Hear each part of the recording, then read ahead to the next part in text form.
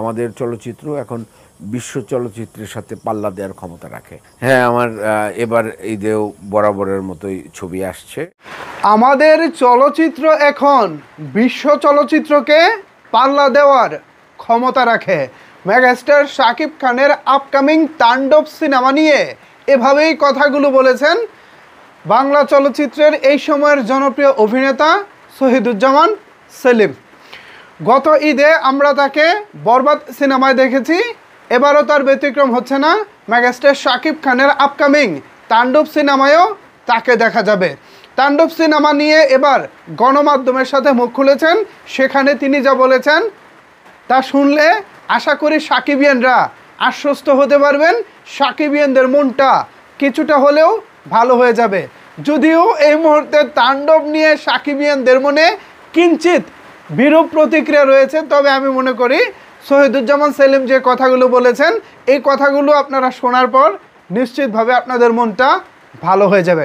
Viewers, সাম্প্রতিক সময়ে megastar Shakib Khan চেষ্টা করে যাচ্ছেন ভালো মানের সিনেমা করার, কোয়ালিটিফুল সিনেমা করার, যে সিনেমাগুলো দিয়ে বিশ্ব দরবারে ভালোভাবেই আমাদের চলচ্চিত্র জায়গা করে নিতে পারবে। তারই প্রয়াস হিসেবে রিসেন্ট টাইমে শাকিব খান তুফান করেছেন, দরদ করেছেন, বরবাদ করেছেন, এবার পাইপলাইনে রয়েছে তাণ্ডব।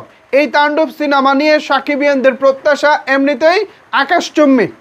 যদিও আফরান নিশোর ঘটনাটাকে কেন্দ্র করে একটু তাণ্ডব নিয়ে সাকিবিয়ানরা মনক্ষুণ্ণ আছেন বা একটু মন খারাপ করে আছেন, আশা করি সেই মন খারাপটা অচিরেই দূর হয়ে যাবে। যতটুকু শুনেছি তাণ্ডবে আফরান নিশোর চরিত্র খুব একটা বড় কিছু না, স্ক্রিনে দুজনকে খুব একটা ফাইট করতেও দেখা যাবে না। জাস্ট শেষে, সিনেমার শেষে আফরান নিশোর আপকামিং একটি সিনেমার একটা বিজ্ঞাপন দেওয়া হবে, এতটুকুই, ঠিক আছে?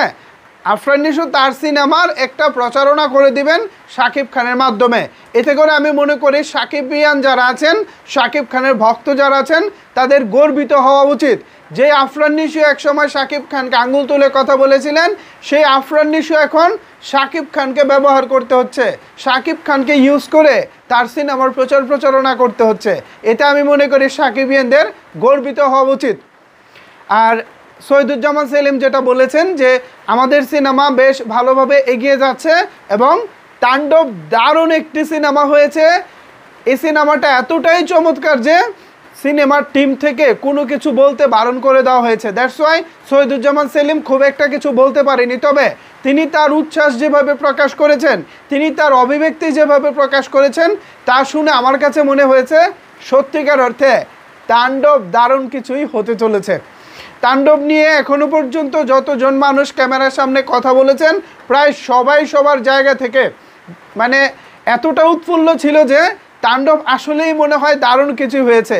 যদি দারুণ কিছুই না হতো তাহলে তারা কিন্তু ভাই উৎফুল্ল হতো না। তাদের উৎফুল্লতা দেখলেই বোঝা যায় তাণ্ডব আসলে দারুণ কিছু হয়েছে। আর আপনারা যারা মন খারাপ করে বসে আছেন, দেখুন, মন খারাপ করবেন না।